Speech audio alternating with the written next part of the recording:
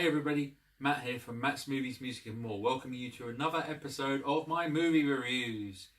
Yay! That's all the enthusiasm I have for this video today, so check it out next week. Ha ha, only joking. Right, this film I'm going to be talking about today is an unusual one, which, again, I've recently covered some movies I either hadn't seen before or hadn't heard of before. This was one I hadn't heard of, and I caught it because I like one of the actors involved in the film, and I thought I'd give it a chance to see what it's like.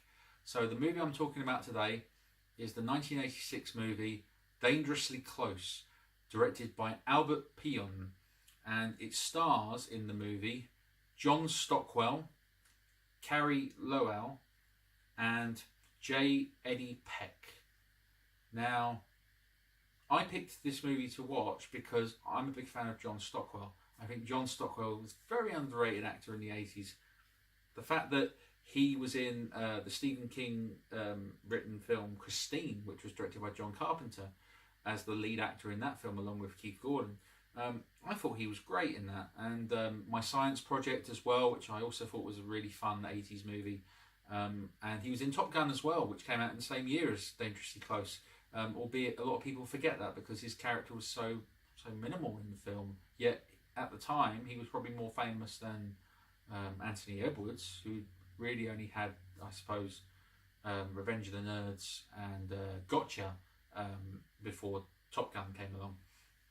But this is a weird movie, Dangerously Close, because it's a weird one to describe because it's kind of about a gang called the Sentinels, who are set up at a high school. And the funniest thing about this high school is that all the people that go to this high school look like they're in their early to mid 20s. So clearly this movie likes to cast older people playing high school teenagers, which I always find funny in a lot of these movies.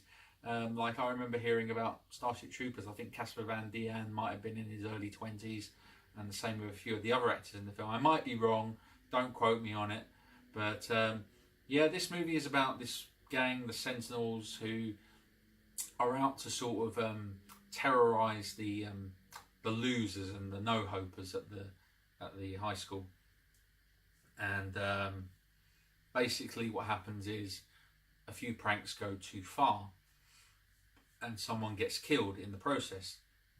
This happens at the beginning of the film, and you have this character played by the main character in this movie, which is really surprising, making his debut in films, Eddy Peck. Now, I don't know any of his work at all, but apparently he had been a famous television actor for being in something like Days of Our Lives or something like that, some sort of US drama. And John Stockwell's billed as the main actor in this film, but his character is not the main character at all. He's the leader of this like sort of school gang, who obviously they're sort of trying to, you know, him and his bunch of mates or whatever, they're part of the Sentinels basically, without giving the plot away. So what happens in the movie is you've got this bunch of guys, and the newspaper editor, the main character, he sort of gets invited to be a part of John Stockwell's friends and stuff. So he's not invited to be part of the Sentinels, but he's invited to be part of the friends that hang out and stuff. And you've got a character that's played in the film, I don't know the actor's name, but he's kind of punk with like punk hairstyle and mohawk, and he's kind of a loser in the eyes of John Stockwell, and he's the Eddy Peck character's friend. And he goes missing in the film. Probably halfway through the film he goes missing because he's being terrorised by the Sentinels, and the Sentinels try and hang him, and obviously it's a prank. But then you don't see him anymore in the movie until a lot later, which is really strange.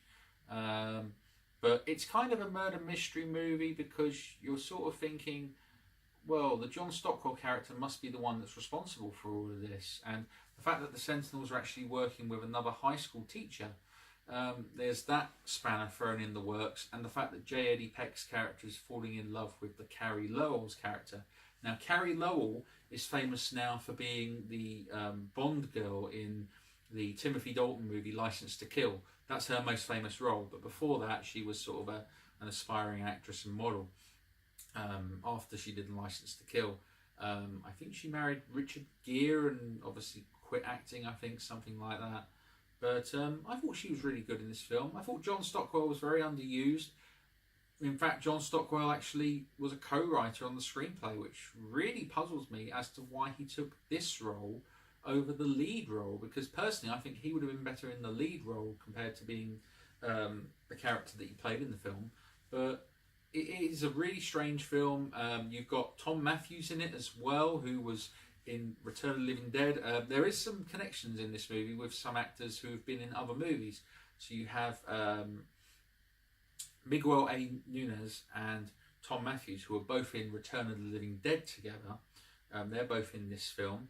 And you also have, from a video that I've mentioned previously, Carmen Anjanziano and Anthony DeLongis, who were two of the voices in Star Chaser, The Legend of Orion. They're both in this film, although I couldn't tell you which scene Anthony DeLongis is in, because I watched the movie and I couldn't spot him. And I actually went on my computer to try and find an image of what he looks like, and he has a character name, so he clearly has a speaking part in this film, but I don't know which character he plays, because obviously his voice must be different to what he voiced in Star Chaser, which is really annoying because I would like to have spotted him, whereas Carmen and Gianziano I've seen in lots of things, so I know what he looks like and what he sounds like.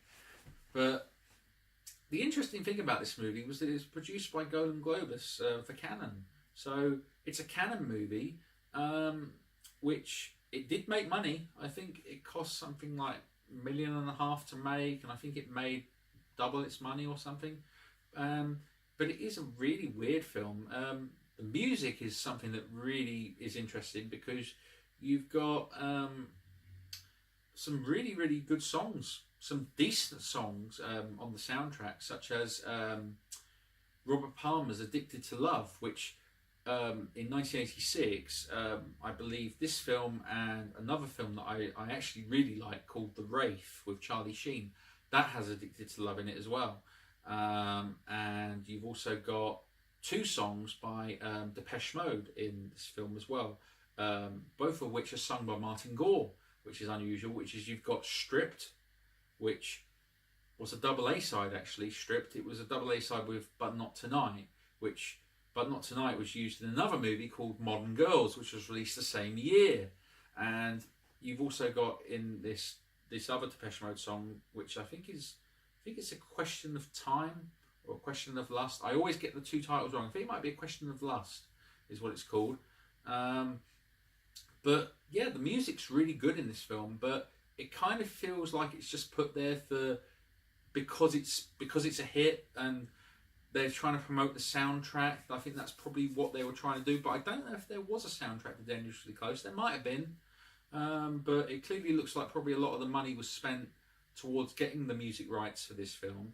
I mean, I find that interesting with some films. You get a film which might not be a great film on paper, it might have good actors in it, the film itself might not be that great, but the music sometimes really stands out, and with this film that's the case. I would say the music is really good, it's better than the film.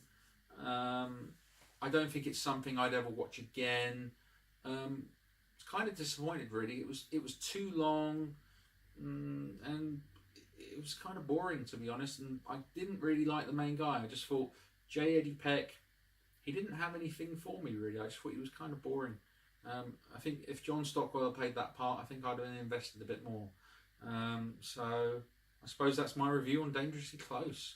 So have you seen that movie? Have you heard of it? Let me know, because I hadn't. I know it's out on Blu-ray in the United States, and I don't know if it's available on streaming sites. I don't think so. If it's on YouTube, check it out. I wouldn't suggest probably buying it. It's not something that I'd see again. But if you like the 80s and you hadn't seen it or you hadn't heard of it, might be worth checking out on a like a bad movie night or something like that, or spotting actors that you may have seen in other things in this, because there are a few recognisable faces. So yeah, so I guess that's my take on Dangerously Close. So thank you very much for checking it out. Give this video a like and subscribe to my YouTube channel. Also check out in the links in the description for my official Facebook, the Instagram and the Twitter and the Patreon, and of course the YouTube, of course. So fingers crossed we'll catch you up on the next video very soon. I hope to see you all very soon. All the very best. Goodbye.